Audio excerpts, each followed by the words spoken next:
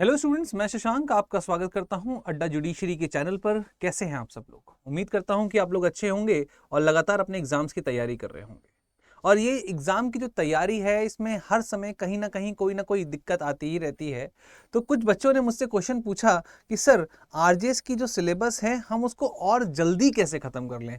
आपने हम लोगों को एक स्टडी प्लान तो दे दिया है और उस स्टडी प्लान के तहत हम चल भी रहे हैं, बट हम चाहते हैं कि उस स्टडी प्लान से थोड़ा और जल्दी हम लोग क्या करें, अपना सिलेबस ख़त्म कर लें। तो कैसे कैसे हम सिलेबस को ख़त्म कर सकते हैं और क्या क्या हम ना करें और क्या क्या हम करें अपने इस प्रिपरेशन के टाइम पे, उसके लिए आप हमें बता दीजिए। तो मैंने सोचा क्यों ना मैं ये जो चीज़ है ये सारे ही बच्चों को बताऊं कि किस तरीके से आपको ये प्रिपरेशन करनी चाहिए और कैसे आप कम समय में ज़्यादा मार्क्स को गेन कर सकते हैं।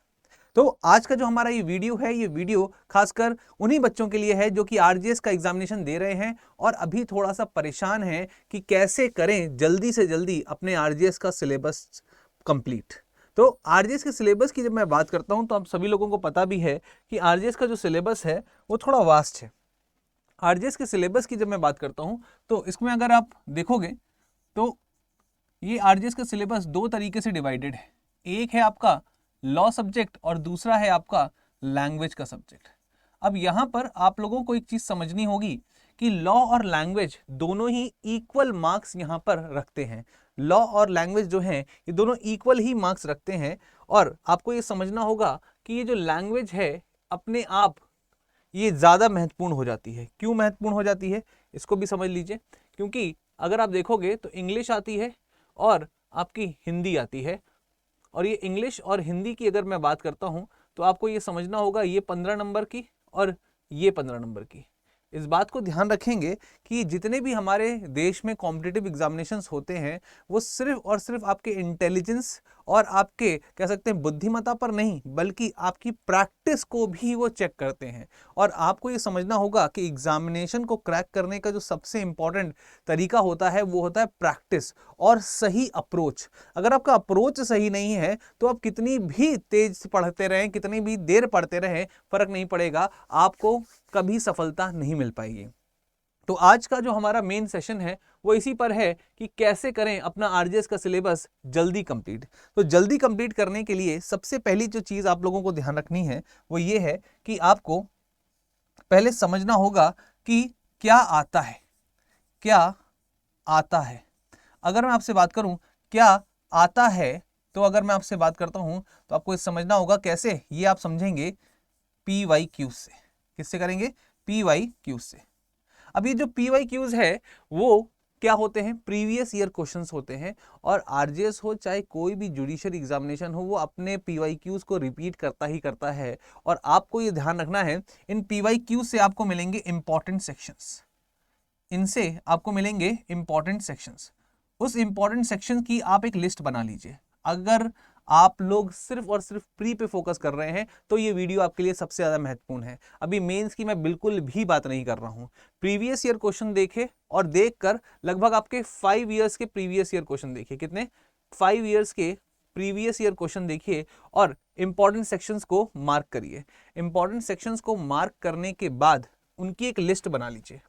उनकी एक लिस्ट बना लीजिए और वो लिस्ट जो है उसको आप अपने पेपर्स में या अपने जहाँ पे आप पढ़ते हैं वहाँ पर एक लगा लीजिए। जैसे एग्जाम्पल के तौर पे आपको इंडियन एविडेंस एक्ट की अगर मैं बात करता हूँ, इंडियन एविडेंस एक्ट की बात करता हूँ, तो उसमें आपको पता होगा जो सेक्शन नंबर 1 है, ठीक है, 2 है, 3 है, 4 है, 5 है, ठीक है, 6, 7, 8, 9, 10 और 11 अगर मैं आपसे बात करता हूं तो इसमें सारे के सारे सेक्शन इंपॉर्टेंट नहीं होते हैं हमारे लिए, ठीक है। तो हमारा इंटरप्रिटेशन क्लॉज जो है, अगर हम लोग बात करते हैं इंटरप्रिटेशन क्लॉज जो है, और उसके साथ साथ हमारा रेस जेस्टे जो है, जो हमारा प्ली ऑफ एलिबाई है, और उसके बाद हमारा आप कह सकते हैं सेक्शन नंबर 8 मोटिवेशन है, और उसके बाद उसका एक्सपेंशन जो है 9 में और 7 में, 7, 8, 9 ये हमारे लिए इंपॉर्टेंट है। 10 बहुत ज़्यादा इंपॉर्टेंट नहीं होता। तो आपको ये देखना होगा कि आपके एग्जामिनेशन में क्या आ रहा है। इस बात को ध्यान रखेंगे। दूसरी चीज,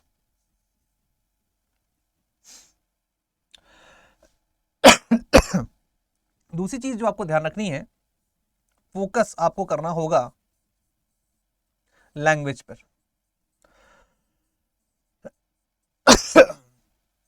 फोकस आपको करना होगा लैंग्वेज पर, इस बात को ध्यान रखेंगे।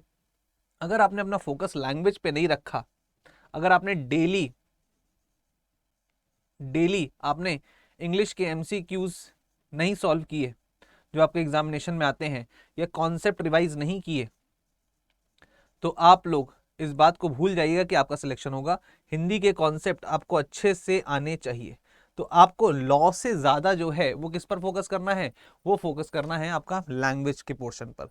और आरजीएस का सिलेबस खत्म करने का जो, अब पहले तो मैंने आपको बता दिया कि क्या क्या इंपॉर्टेंट है, अब बात करते हैं कि कैसे जल्दी खत्म करें, कैसे सिलेबस, आरजीएस का सिलेबस जो है जल्दी खत्म करें। ठीक है, तो आपका आंसर जो है वो क्या होगा, वो होगा आपको सिर्फ और सिर्फ दो तीन चीजों पे फोकस करना है। एक आपका बेयर एक्ट, बेयर एक्ट, सिर्फ और सिर्फ बेयर एक्ट, और बेयर एक्ट की रीडिंग करनी है। उसके अलावा अगर आप कोई बुक रेफर कर रहे हैं, कोई कॉन्सेप्ट को सोच रहे हैं, तो बिल्कुल नहीं। आपको पहली चीज प्रीवियस ईयर, और प्रीवियस ईयर के बाद आपको बेयर एक्ट की रीडिंग करनी है। बेयर एक्ट की रीडिंग करने के बाद आपको उसके शॉर्ट नोट बनाने हैं, शॉर्ट नोट बनाने हैं। और ये जो शॉर्ट नोट हैं सिर्फ और सिर्फ बेयर एक्ट के होंगे, और इस शॉर्ट नोट में सिर्फ और सिर्फ वो कीवर्ड होगा जो आपको याद करने में हेल्प करेगा कि क्या हम लोगों को पढ़ा था और हमने क्या याद करना है। ये कीवर्ड आपको याद रखना है। इसको फिर डेली आपको 7 डेज के बाद, 7 डेज के बाद, 7 डेज के बाद क्या करना है, रिवाइज करना है। 7 डेज के बाद रिवाइज नहीं किया तो आप उसको भूल जाएंगे। सिलेबस पढ़ा हो ना पढ़ा हो कुछ फर्क नहीं पड़ेगा, आप भूल जाएंगे उसको। ठीक है, इसके बाद आप ये जो बेयर एक्ट की मैं बात कर रहा हूं, इस बेयर एक्ट को आप ध्यान रखिएगा कि इस समय सिर्फ और सिर्फ आपका जो सबसे बड़ा सहारा है वो बेयर एक्ट है। अब बेयर एक्ट को पढ़ने के तरीका तो वैसे सभी लोगों को आता है, पर मैं आप लोगों को बता दूं कि बेयर एक्ट जो है उसकी एक बहुत ही खास चीज होती है जो आपको समझनी होती है। बेयर एक्ट में बहुत सारे ऐसे प्रोविजन होते हैं जो कि हिडन होते हैं और नॉर्मली नहीं दिखते। तो आप क्या करिए, बेयर एक्ट के पास ही उनके डॉक्ट्राइन अगर आप लोगों को पढ़ाए गए हैं, ठीक है, उन्हीं के साइड में आपका एक इंपॉर्टेंट केस लॉ जो लिखा हुआ है उसको सिर्फ आप लिख लीजिए, और उसके अलावा कुछ भी मत पढ़िए। अगर आप नए केस लॉज लिखने की सोच रहे हैं, बिल्कुल मत पढ़िए। अगर आप सोच रहे हैं कि मैं अलग अलग किताबों से पढ़ लूँ, बिल्कुल मत पढ़िए। अगर आप सोच रहे हैं कि मैं एक काम करूँ गाइड से पढ़ लूँ, बिल्कुल मत पढ़िए। अगर आप ये सोच रहे हैं कि आपको लगता है कि हम किसी के नोट्स उठा लें और नोट्स पढ़ लें, बिल्कुल मत पढ़िए। अगर आपको जो चीज़ समझ में आ रही है वो समझ लीजिए, वरना आप सिर्फ और सिर्फ फोकस करिए बेयर एक्ट पे। अब बेयर एक्ट को दूसरी तरीका क्या है, दूसरा तरीका है बेयर एक्ट में जो बेयर एक्ट का जो इंडेक्स होता है उसको आपको देखना है। इंडेक्स में आपको सेक्शन के सामने उसका कीवर्ड लिखना है।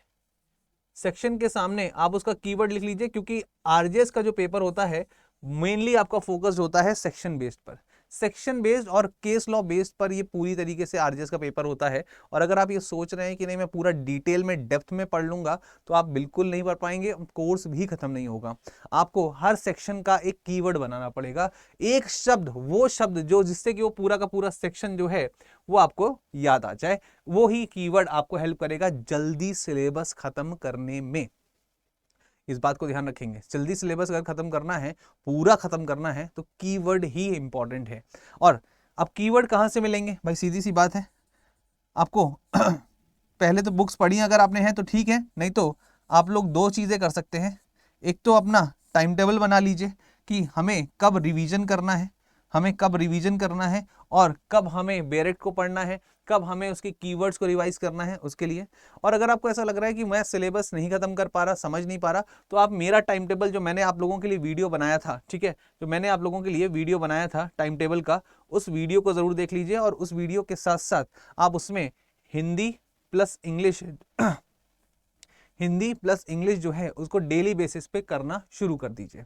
अब आपको इस बात को समझना होगा कि हिंदी और इंग्लिश लैंग्वेज है, इनको जल्दी से खत्म नहीं किया जा सकता, डेली पढ़ना ही पड़ेगा, डेली पढ़ना ही पड़ेगा, इस बात को ध्यान रखेंगे। ठीक है, दूसरी चीज जो है वो आपको याद रखनी है कि जो सिलेबस है, जो सिलेबस है उसको हमें करना क्या है, उसको हमें बाइफरकेट करना है। बाइफरकेट करने का मतलब क्या है, सिलेबस को हमें बाइफरकेट करना है। अभी बाइफरकेशन जो है उससे क्या होता है, बाइफरकेशन से फायदा ये होता है कि भाई हमको पता चल जाता है कि हमें कौन से सेक्शन या कौन से चैप्टर्स पढ़ने हैं, कौन से चैप्टर्स पढ़ने हैं, कौन से चैप्टर्स को हमें नहीं पढ़ना है, कौन से चैप्टर्स को हमें नहीं पढ़ना है। क्योंकि सीधी सी बात है, अगर आप ये सोच रहे हैं कि आप सब कुछ कर लेंगे तो नहीं हो पाएगा। जो चीज़ इंपॉर्टेंट है उनको फुल फोकस होके पढ़िए, उनसे कोई भी चीज़ आए आप उनको हमेशा 100% कर पाएं, ऐसा इस तरीके से आपको पढ़ना है। इसी तरीके से आपका सिलेबस जल्दी खत्म होगा, कॉन्फिडेंस गेन होगा। और उसके साथ साथ सिलेबस में आपको एक चीज़, लास्ट चीज़ करनी है कि आपको MCQs करने हैं। देखिए, तरीका थ्योरी पढ़ के MCQ करना होता है, पर अब आपको MCQ करके थ्योरी पढ़नी है, इस बात को ध्यान रखेंगे। अगर आपको जल्दी सिलेबस खत्म करना है तो पहले MCQ लगा लीजिए, MCQ जो आपको नहीं आ रहे हैं उनकी थ्योरी पढ़ लीजिए, उनकी थ्योरी पढ़ लीजिए, उसी से सिलेबस जल्दी खत्म होगा। वरना बहुत वास्ट सिलेबस है, इतना सिलेबस ज़्यादातर आप कह सकते हैं यूपी को अगर आप छोड़ दो तो इतना बड़ा सिलेबस किसी और स्टेट एग्जामिनेशन में नहीं आता है। तो इस बात को ध्यान रखेंगे। आया समझ में ये चीज़? चलिए, तो उम्मीद करूंगा कि आपका ये जो क्वेश्चन का जो आंसर है वो मैंने दे दिया है। इसी तरीके के आप क्वेश्चंस मुझसे पूछते रहिए और मैं उनकी वीडियोस बनाता रहूंगा। और आप लोगों को पता ही है कि YouTube पर शाम को 9 बजे और सुबह 12 बजे मैं आपके लिए सामने लाइव आता हूं। शाम को 9 बजे मैं भारतीय साक्ष्य अधिनियम लेकर आऊं, जो कि फाउंडेशन बैच के लिए सबसे इंपॉर्टेंट है।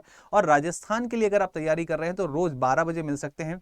उसमें अभी हमारा RJS का रैपिड रिवीजन सीरीज में CRPC चल रहा है। क्या चल रहा है? CRPC चल रहा है। और उसका डे 1 था, मंडे को डे 2 होगा उसका, इस बात को ध्यान रखेंगे। और कल मेरे पास आपको मैं बता दूं कि जल्दी ही हम लोग सैटरडे को मैराथन्स लेते हैं, तो मैराथन में भी आप आ सकते हैं। तो वो मैराथन हमारी 12 बजे ही होती है, इस बात को भी ध्यान रखेंगे। तो 12 बजे इज दी अल्टीमेट टाइम जो आपके लिए सबसे बेनिफिशियल रहेगा। ठीक है, आया समझ में ये चीज़? और हमारे जो कोर्सेज हैं उनको भी आप अवेल कर सकते हैं। अगर आपको कोई भी दिक्कत होती है पढ़ने में, पढ़ाने में, तो जुडिशरी बैच में जो सबसे इंपॉर्टेंट बैच है वो है हमारा जजमेंट बैच। और उस जजमेंट बैच को अगर आप अवेल करना चाहते हैं तो बहुत सही तरीका है। क्या है? सिंपल, आप गूगल पे जाइए और आप अड्डा 247 की साइट पे जाकर आप इसको क्या कर सकते हैं? अवेल कर सकते हैं।